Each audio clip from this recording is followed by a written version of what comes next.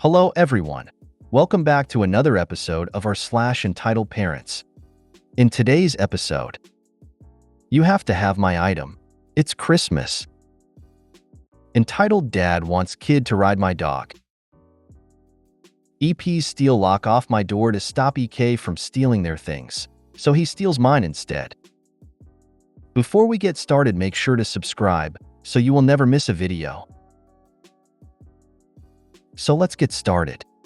You have to have my item. It's Christmas. I had gone out to see my psychologist on Monday and had a great session. On my way back home, I decided to wander the CBD for a bit. I find it fun, and we have virtually zero risks of the virus here, so I can be safe while doing it too. I was wandering through the store we will call Bullseye that employs people with red shirts and was coming up near the register when I heard the sound of a feminine voice starting to rise. Me being the nosy B*********, I hung around to listen to the drama. K. Karen. P. Poor worker. M. Manager. S. Security guard. K. But you have to have it in stock. Your website says that you do. P. The website isn't always accurate. It's better to call the store. K. But I need item. Where else can I get it? P. You could probably get it at another store? K. I don't want to go to another store. The manager hears this and walks over. M. E. Can I help you? K. Turns to him. I need item. But she gestures at P. Says you don't have stock. M. Unfortunately, it's a very popular item and we sold out quite quickly. K. Well, where else can I get one? M. You might be able to find one at another store. K. I won't go to another store. I want it at this store. M. We could order it in for you. K. How long will that take? M. Right now, about 2 weeks. K. That's not going to work. I need this item for my kids for Christmas. M. Please keep your voice to reasonable levels. K. I'll yell if I want to. You're being stupid. The security guard was already en route, but hurried over with this. S. I'm rescinding your right to shop here. Please leave the store. K. No, I want my item. S. Leave now. Karen goes quiet for a moment and then spins on her heel and storms away quickly. K. Looking back, I'm going to call corporate. I know a high-up manager there. I swear to God, I'll... Bang. Karen didn't see that the door was slow opening and promptly walked into it.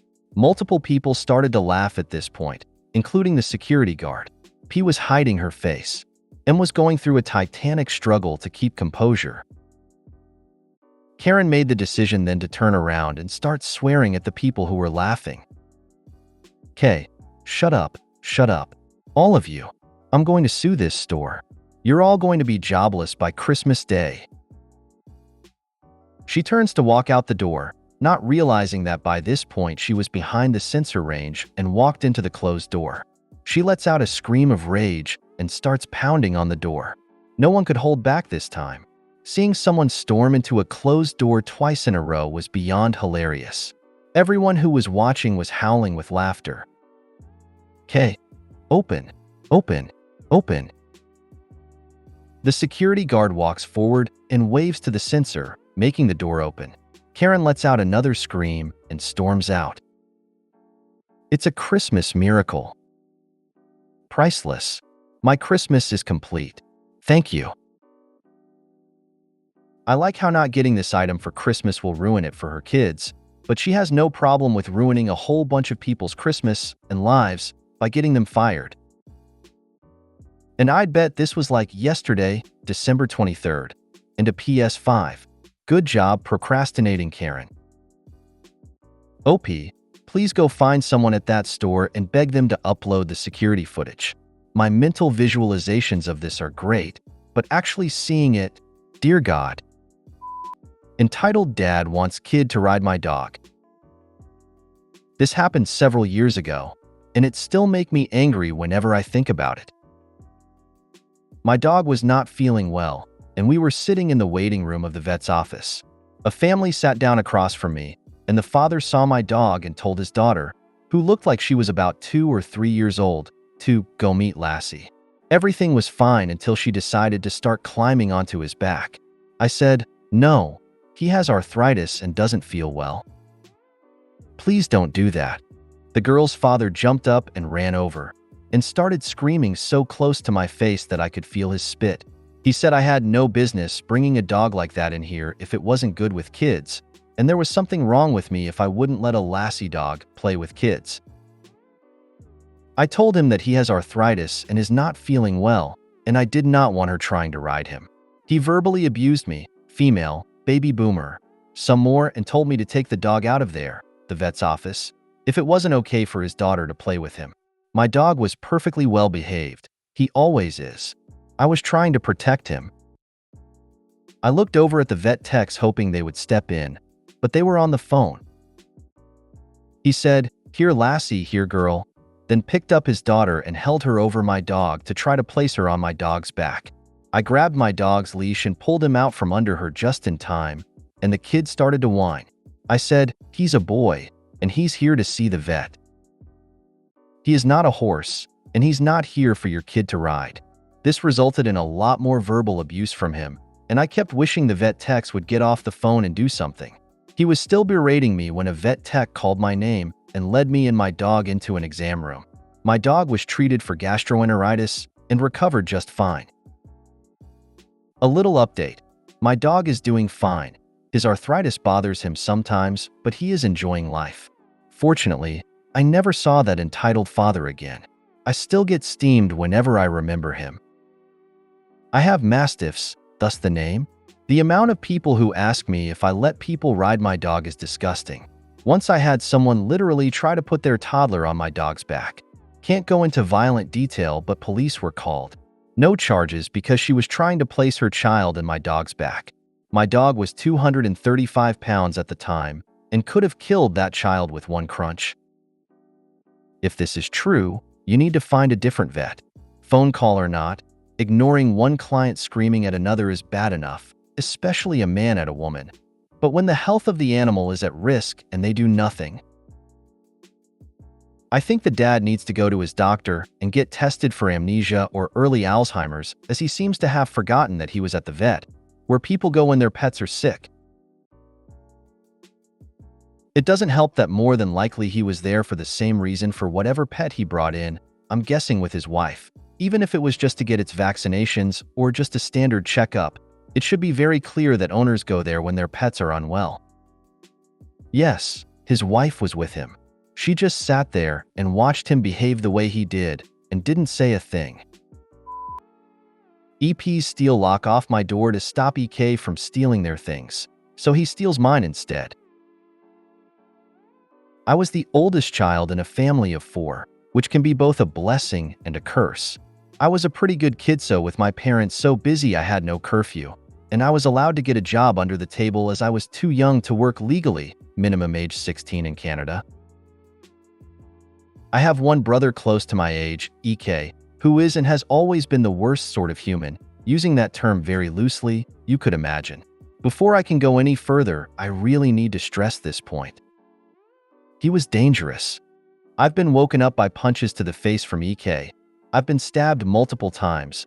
I've woken up to the smell of smoke from fires he started intentionally inside the house. And all of this happened before I turned 16.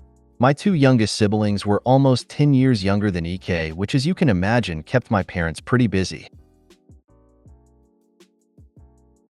They had erratic work schedules, so around half the time I would be the one making dinner, helping with homework, brushing and braiding my sister's hair, bedtime stories, and everything else an unpaid teenage babysitter would be expected to do, which in my case included physically protecting them from EK whenever he became violent, which could happen at any time for no reason. I would sometimes find bruises on my youngest brother, and when I would ask where they came from, I would either get a quick truth like, "Oh, I was playing soccer and I fell," or I would get a slow, hesitant lie which meant EK did it, and he was afraid to tell me because EK would find out he told, which would in turn lead to more bruises. EK was also a thief. I had caught him multiple times going through my things while he thought I was sleeping. If Easter had just passed, he would be looking for my chocolate. If Halloween had just passed, he would be looking for my candy, etc.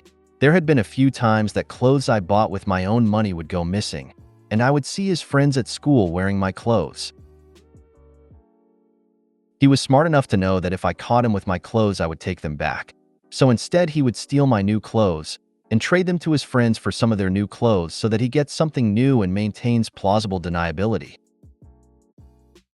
After he started stealing my clothes, I bought a deadbolt lock for my bedroom door, installed it myself, and gave the spare key to my parents in case they needed to get in. Condition my dad gave me to be allowed to install the lock. Now I no longer had to worry about the things in my room being safe. Or so I thought. Now, I wouldn't really call my parents EPs. There were a lot of instances growing up where my parents would have to cancel our summer trip, or have a family meeting to explain that Christmas wasn't going to be very big that year, because EK had been caught committing some sort of vandalism and my parents, nurse and janitor, had to pay for whatever he had damaged, which happened often. And when I say often, I mean we had very few family vacations and very few Christmas presents most years. In this instance, however, my parents behaved like a couple of EPs. School finished at 2:30, and on days I was not babysitting, I would work until about 7. About a week after I installed the lock, I came home from work and found the deadbolt was gone from my door and my bedroom had been completely tossed. I was missing around $600 cash that I had stashed in a drawer, too young to legally work, so no bank account, as well as several articles of clothing, some fireworks, as well as some knives and a Zippo for my scouting supplies. I had just aged out of scouts the year before and still had all of my gear. I ran upstairs to tell my mother what had happened and find out where EK went before he could spend my money. Keep in mind, in my head I am now ready to literally chase down a now armed violent psycho on my bicycle before he can spend my savings. And when I get upstairs to tell my mother, I see my brand new deadbolt is now on my parents' bedroom. Turns out, when my EK could no longer steal from me, he started stealing from my parents. They never needed a lock because there was an easier room to steal from. Kind of like bike locks. They don't stop thieves. The thief just moves on to an easier to steal bike. Me? Why is my lock on your door? Mom, EK has been stealing money out of our bedroom. Your dad brought the lock up so he couldn't get in. Me? That's why I bought the lock for my room. Mom, you don't need the lock. You're only 15. You don't have anything to steal. Me? I had $600 in my room and he took it. Where did he go? I need to get it back. Mom, why would you keep that much money in your room knowing EK will steal it? Me, because I paid $50 for a lock to keep him out of my room and it's the only place I have to put things. Dad said I could as long as I gave you guys a key for emergencies.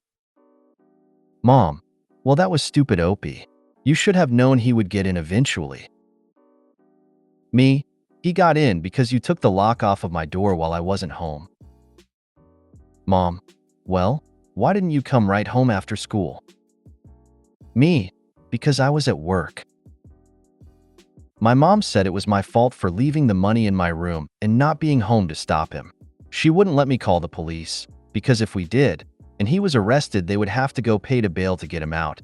If he was allowed to be released at all, so my only option was to go out and find him myself and hope he hadn't spent my money.